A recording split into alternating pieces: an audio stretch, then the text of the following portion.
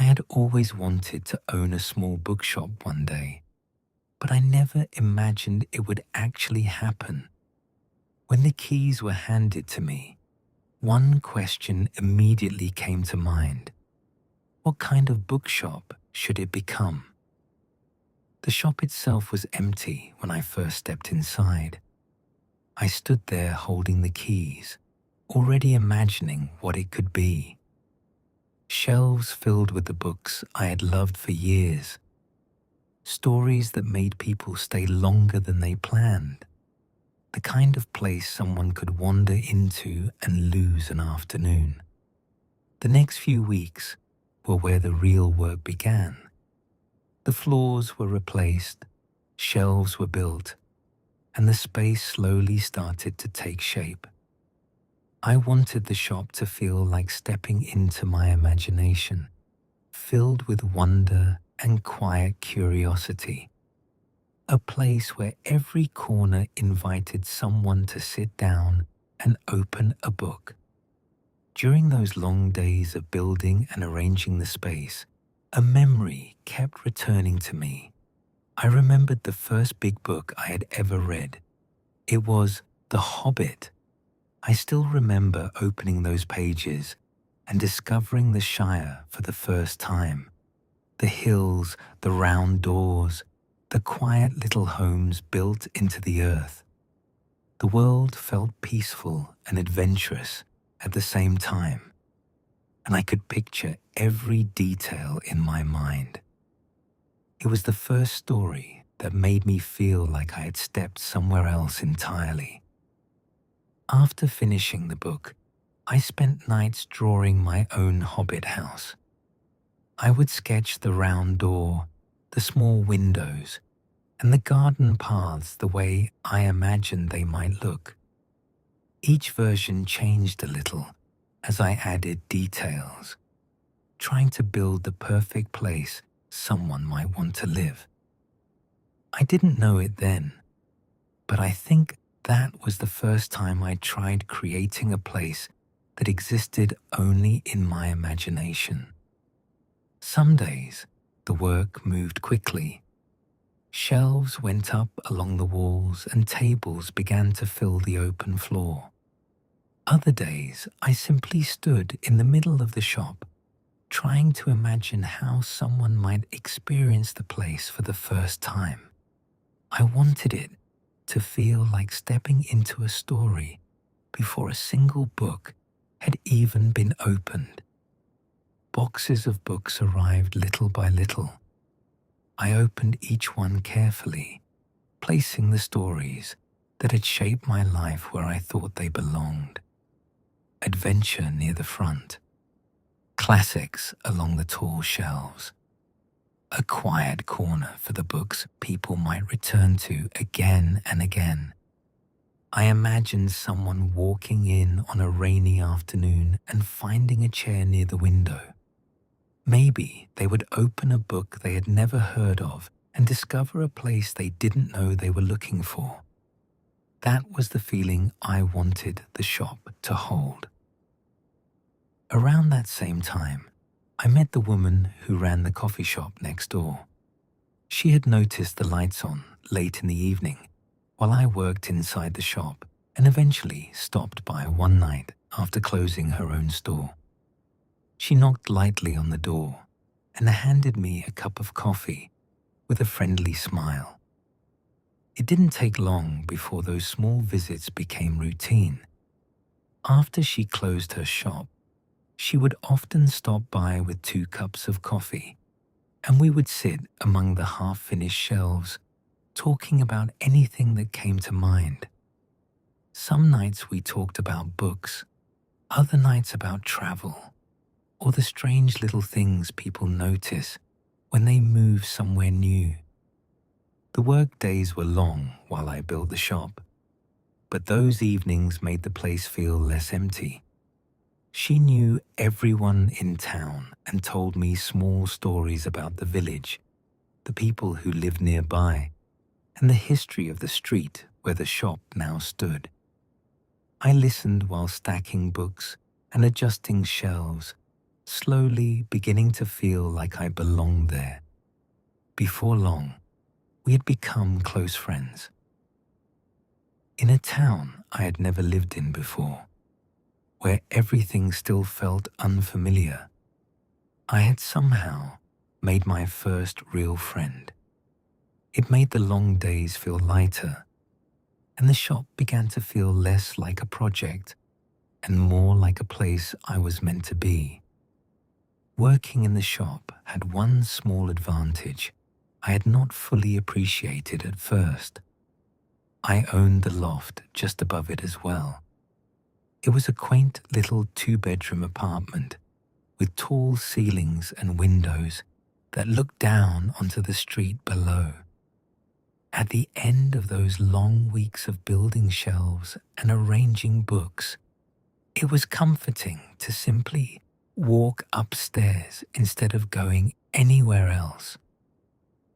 After my friend from the coffee shop would head home for the evening, I would close the shop for the night and climb the narrow staircase to the loft.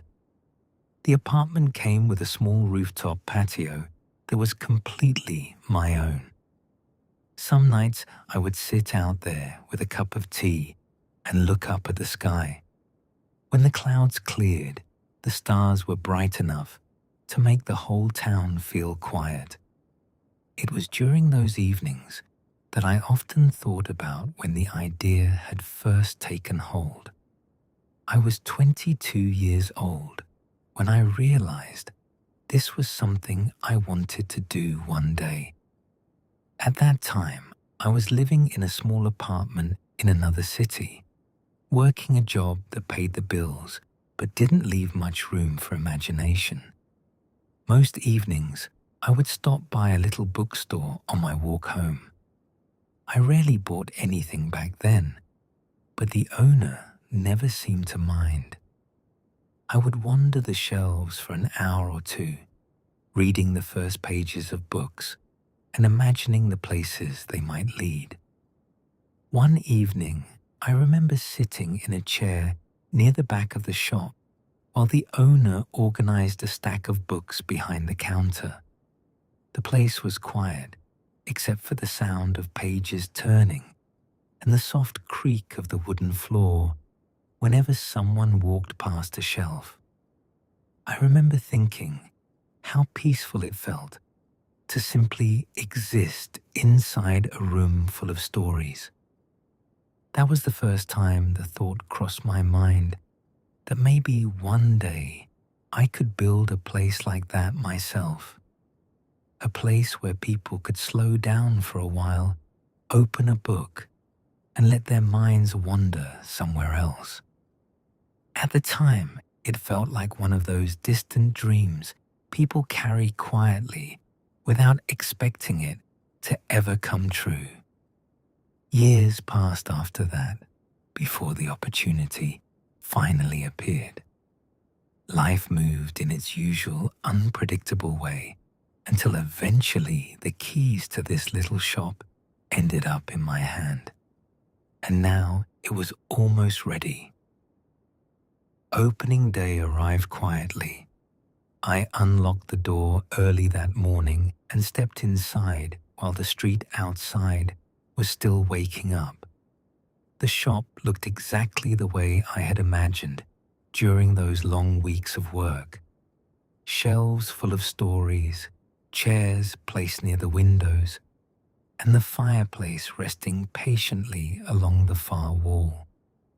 For the first time since receiving the keys, there was nothing left to build. I made a small pot of coffee and sat behind the counter for a while, simply looking around the room. The place felt calm in a way I hadn't quite expected. Every book sat exactly where it belonged, waiting patiently for someone to discover it. Outside the window, a few people passed along the street, but no one stepped inside just yet. The quiet didn't bother me.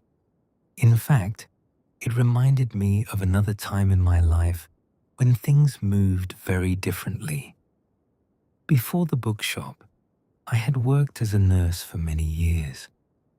The days were long, but the work mattered. Every patient had a story, and every room held a life that had taken a different path to arrive there. Some patients stayed only a few hours, others remained for weeks. Over time, you learn to recognize the small routines that made people comfortable. There was one gentleman who stayed on the ward for quite some time. He had a habit of always keeping a book beside his bed. Every few days, it seemed like a new one appeared, its pages already slightly worn from reading. Whenever I came in to check on him, he would close the book carefully and place a finger inside to hold his place. I remember asking him once how he managed to read so much while staying in the hospital. He smiled and told me it helped him travel. That answer stayed with me. Over the weeks, I began stopping by his room whenever my shift allowed a few extra minutes. Sometimes, I would sit in the chair beside his bed while he told me about the story he was reading. One week, he was exploring a distant desert city in an adventure novel. Another week, he was following a sailor across unfamiliar oceans. Those stories stayed with me long after I finished my shift each day. I would leave work thinking about the places he had described and the way his eyes lit up when he talked about them. It wasn't just the books themselves that fascinated me. It was the way a simple story could carry someone somewhere else entirely. Standing behind the counter of the bookshop that morning, I realized that was part of what I had hoped this place might become. Soft instrumental music played through the shop, subtle and steady, just enough to fill the space without drawing attention to itself. I let it run in the background while I stood behind the counter, watching the quiet street through the front window. Every now and then, someone would pass by and glance toward the display, slowing for a moment before continuing along their way. The door eventually opened. I looked up and greeted the person as they stepped inside, trying not to look as excited as I suddenly felt. They gave a small nod and began walking slowly through the shop, scanning the shelves the way people often do when they first enter a place filled with books. I stayed behind the counter, letting them browse without interruption. After a few minutes, they pulled a book from the shelf and flipped through the pages, standing there for a moment before closing it again and carrying it toward the counter. When they placed it down in front of me, I could feel a small wave of satisfaction I hadn't expected. The first sale. I rang it up, wrapped the book carefully, and thanked them as they stepped back out onto the street. When the door closed behind them, I allowed myself a quiet smile. The shop had officially begun. The morning continued at a gentle pace after that. Every so often, the door would open and someone new would step inside.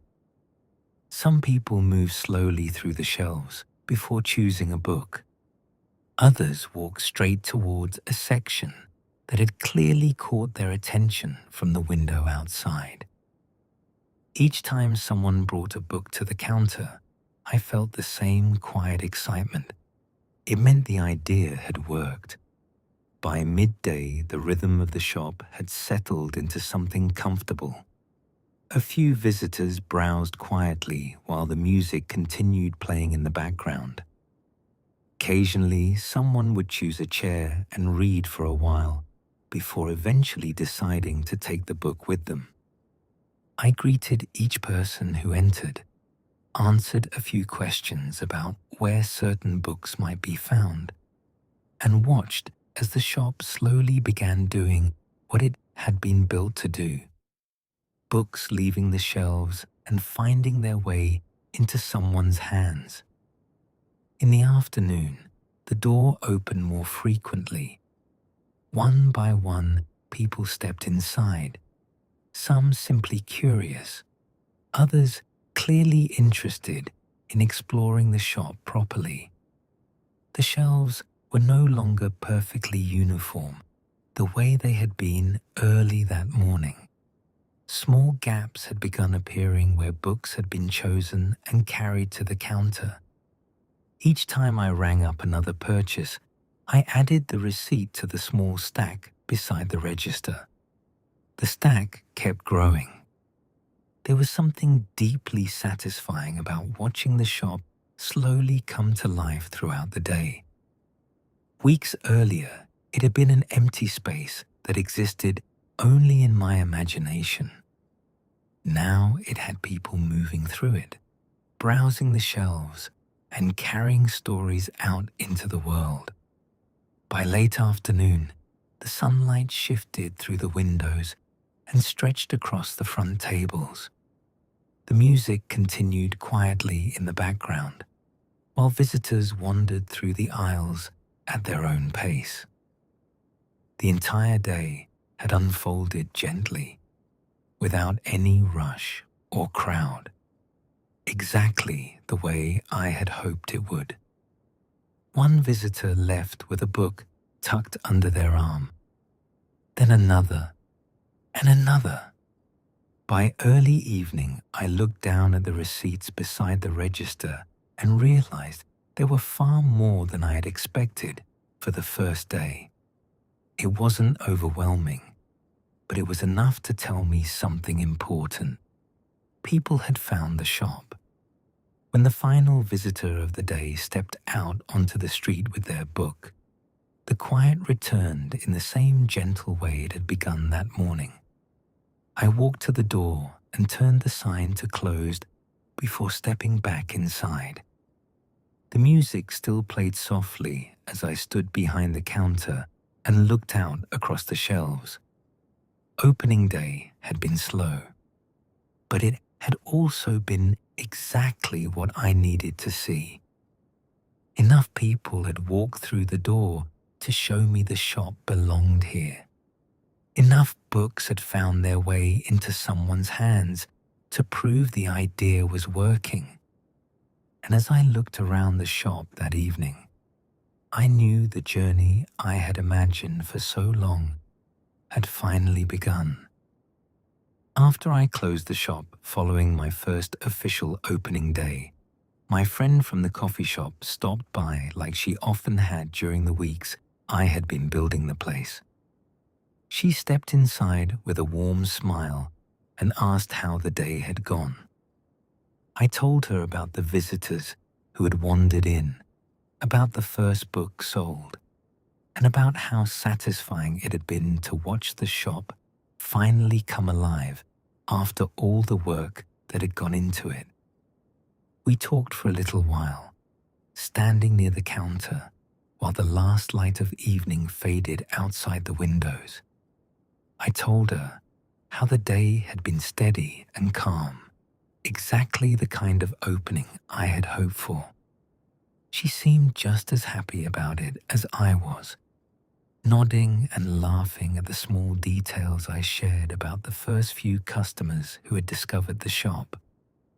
Before long, though, the tiredness caught up with me.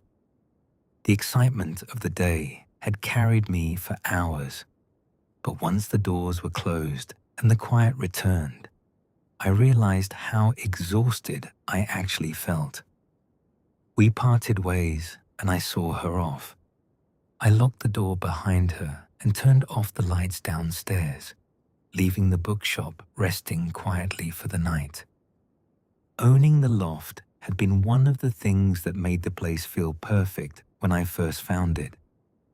It was a small, two-bedroom apartment, simple and comfortable, with a large window that looked out across the rooftops of the town.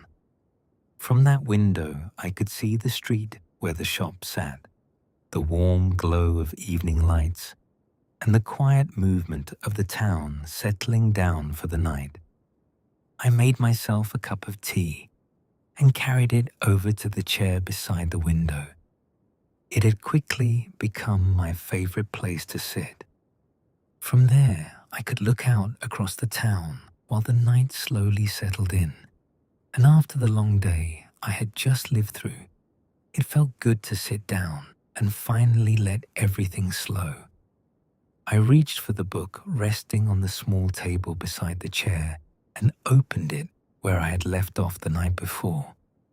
I sat in the chair by the window, the way I had done for years, a cup of tea beside me, and a book resting lightly in my hands. Reading had always been part of the evening routine. Stories about dragons flying over distant mountains, ships lost at sea searching for safe harbor, old tales about forgotten kingdoms and travelers crossing quiet roads. Tonight's story would be no different. For a moment, I didn't open the book. Instead, I sat there holding it, thinking about how my life had changed. The shop downstairs had opened that morning, and the first day had gone better than I could have hoped. People had come in. Books had been sold. The quiet dream I had carried with me for so long had finally begun to take shape. The thought felt strange and comforting at the same time. I lifted the book and rested it against my lap, but another thought drifted into my mind before I began reading. I had spent weeks building the shop, working from morning until late evening, filling the shelves and arranging every corner the way I imagined it should feel. During that time, I had hardly stepped away from the street outside my own door. I realized something then. I hadn't actually explored the town yet. The streets around the shop were familiar now, and the woman from the coffee shop next door had quickly become a friend. But beyond that small stretch of road, I had seen very little. I had been too busy building the place I had dreamed about for years. Sunday would be my first day off. The thought lingered for a moment as I finally opened the book in my hands. Where would I go? I was close enough to London to take a train into the city. The idea immediately sparked a quiet excitement in the back of my mind. London had always felt like one of those places that belonged in stories. Old streets, hidden bookshops, historic buildings, narrow alleys that curved away from busy squares. It felt like the kind of place worth wandering through slowly. I imagined stepping off the train early in the morning and letting the day unfold however it wished. Perhaps I would find a quiet cafe tucked between old buildings. Maybe I would wander through a market or along the river, watching the boats move beneath the bridges. There were endless places to explore. For weeks, I had been focused on building something for other people to discover, a place where someone could wander in and lose themselves inside a good story. Now that the shop was finally open, the idea of exploring somewhere myself felt almost refreshing. I smiled slightly at the thought. Perhaps Sunday would become my own small adventure. The book rested open in my hands now, the first page waiting patiently for me to begin. Outside the window, the town had grown quiet. The street below, lit only by a few warm lamps and the occasional glow from someone's window. I leaned back into the chair and finally began reading. The story opened on a wide ocean where a ship traveled beneath a sky full of stars. The wind moved through the sails, and the water stretched endlessly toward the horizon. As the pages turned, the ship carried its crew toward distant islands and unfamiliar ports, each chapter revealing another place waiting to be discovered. It felt fitting somehow. Stories had always been about journeys, after all. And sitting there in the quiet loft above my own bookshop, with the first successful day behind me and a new town waiting beyond the streets below, it felt like my own journey had only just begun. Eventually, I closed the book and set it carefully on the small table beside the chair. I walked through the loft toward the bedroom, turning off the lamp behind me as I went. My bedroom sat slightly raised from the rest of the apartment, almost like its own small loft space. Large windows stretched along the wall, giving a wide view of the sky above the town. The moon hung quietly over the rooftops. From up there, I could see the faint glow of street lamps and the last few lights in the windows below. The sounds of the town were beginning to fade as the night settled in. Somewhere in the distance, a door closed, and a moment later, the street returned to silence again. I pulled back the blankets and settled into bed. For a few minutes, I simply lay there looking out through the tall windows. The moonlight drifted softly across the room, giving everything a calm silver glow. It felt peaceful in a way that only comes after a long and meaningful day. I focused on letting my mind slow down. My breathing settled into a steady rhythm, the kind that comes naturally when there is nothing left to do and nowhere left to be. The thoughts of the day gradually faded, replaced by that quiet space between waking and sleep. The bookshop downstairs rested in the darkness. The shelves were filled with stories waiting for tomorrow, and the town outside had gone completely still. Above it all, the moon continued its slow path across the sky, while the night carried everything into silence. Before long, my thoughts drifted further and further away. And somewhere between the quiet glow of the moon and the calm rhythm of my breathing, I slowly fell asleep.